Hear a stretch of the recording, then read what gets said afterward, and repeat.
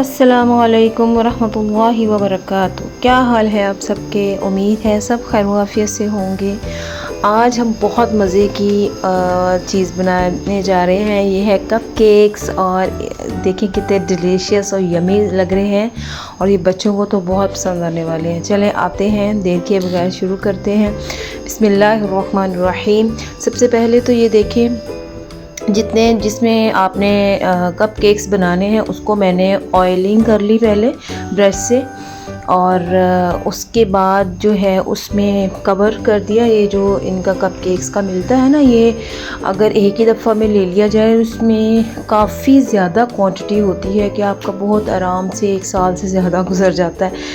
और काफ़ी ज़्यादा इसके अंदर 1000 से अबव ही होते हैं। अगर आप ज़्यादा बनाते हैं तो फिर आपका 6 मंथ में एक लगता है ये पूरा पैक।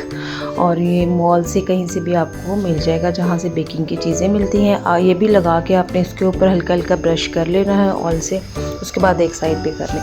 अब ये सिर्फ 2 अंडों का है और उसमें मैंने 18 कप बनाए हैं। और ये देखें 2 अंडे लेके इसको इतना बीट करना है, फ्लफ़ी कर लेना है। साथ साथ इसमें मैंने हाफ़ कप चीनी ऐड की थी।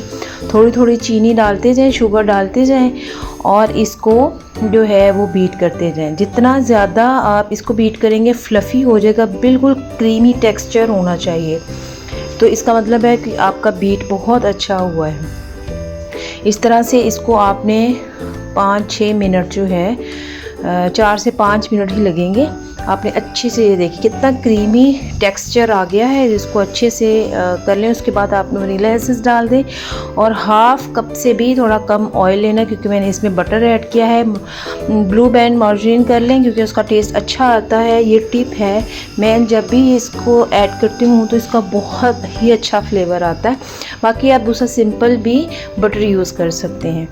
तो इसको मिक्स करके दोबारा से मशीन चला ली। उसके बाद मैंने 1 कप मैदा लिया था और उसके अंदर मैंने 1 टीस्पून जो था वो मैंने बेकिंग पाउडर और हाफ़ टी स्पून मैंने बेकिंग सोडा, हाफ़ से भी थोड़ा कम बेकिंग सोडा यूज़ किया था।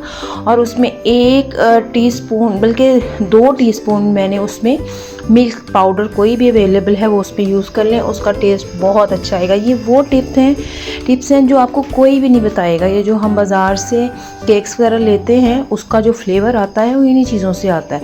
उसके बाद आपने ऐसे ऐसा ये सारी मटेरियल इसके अंदर अंडे में डाल के इसको बीट कर लेना। दोबारा से मशीन चला लें और उसके बाद आपने थोड़ा सा मिल्क डालना ताकि थोड़ा सा लिक्विड ही हो जाए अगर आपको ये ज़्यादा हार्ड लग रहा है। ये मैंने थोड़ा सा मिल्क डाला था और उसके बाद बीट कर लिया।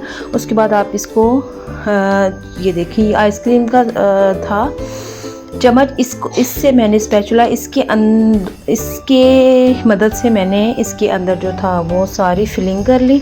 और ये देखिए ये सारे मैंने कप केक्स जो थे कवर कर दिए थे, ये सारे इसके अंदर डाल के।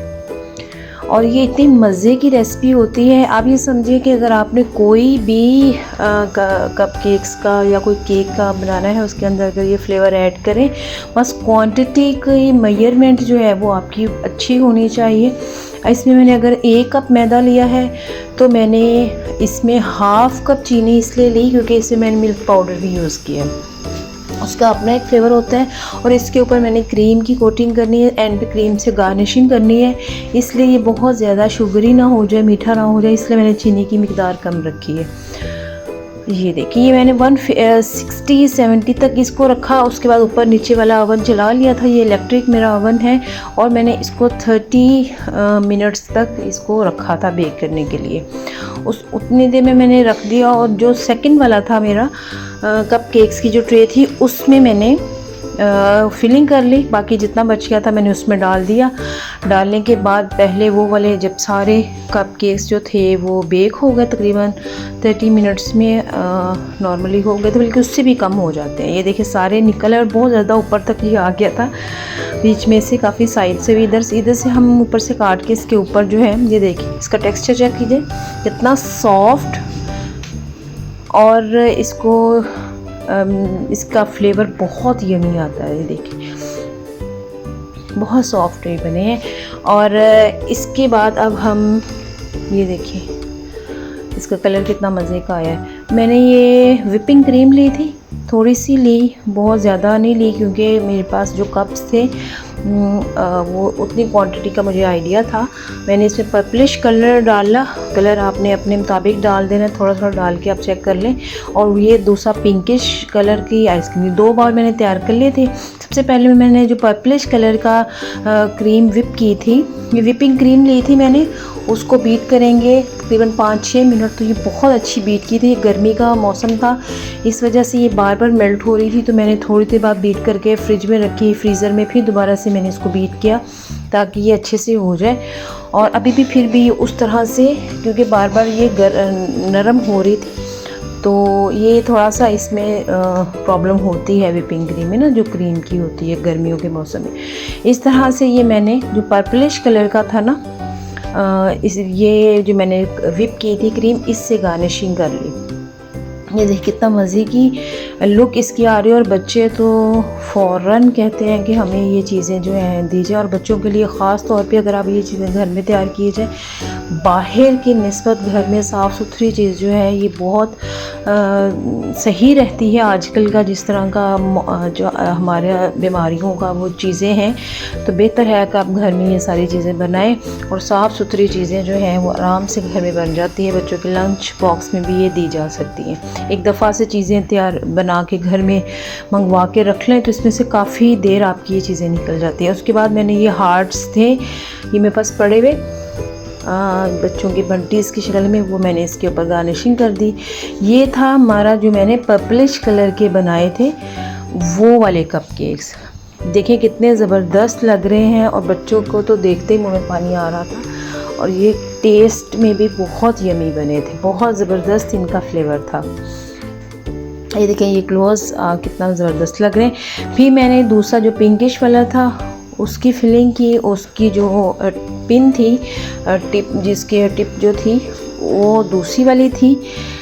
یہ دیکھیں یہ تھوڑا سا میں نے اس میں کوئی زیادہ فلاورنگ نہیں کی ہی شیپ میں، کیونکہ یہ ذرا لوز تھی۔ اس کی بھی زبردست قسم کی جو ہے گارنشنگ ہوئی، اور بہت ایک یمی لک دے رہا تھا۔ اس طرح سے جتنے میرے پاس کپ تھے میں نے سارے کپس پہ جو ہے گارنشنگ کر دی، لیکن کچھ میں نے سمپل بھی رکھے کیونکہ بڑے جو ہیں وہ موسٹلی کریم پسند نہیں اتنا کرتے، تو میں نے وہ جو سادے تھے، جو سمپل کریم کے بغیر کپ کیک تھے، وہ میں نے کچھ 4-5 جو تھے وہ بچا لیے تھے۔ اس طرح سے یہ ہمارے کپ کیکس دیکھیں ڈفرینٹ قسم کے تھے، پرپلش، پنکش، اور اس طرح سے ڈفرینٹ قسم کی گارنشنگ کریں تاکہ ٹیمپٹنگ لگے اور بچے اور بڑے جو ہیں وہ آرام سے مزے سے کھا سکیں۔ اور اس طرح سے آپ جو ہے اس گھر میں کسی بھی فنکشن پہ آپ اس طرح سے یہ بنا سکتے ہیں۔ بہت ایزی ریسیپی ہے۔ اسی ریسیپی پہ آپ کوئی چیز چاکلیٹ ہی ایڈ کر لیں، چاکلیٹ پاؤڈر، کوکو پاؤڈر، تو آپ کے چاکلیٹ کپ کیکس بن جائیں گے انشاءاللہ تعالیٰ۔ اس کی میں ریسیپی دوں گی، اچھے لگے ہوں گے تو آپ دعاؤں میں یاد رکھیے گا، سبسکرائب کیجیے گا، جوائن کیجیے گا۔ السلام علیکم ورحمۃ اللہ وبرکاتہ۔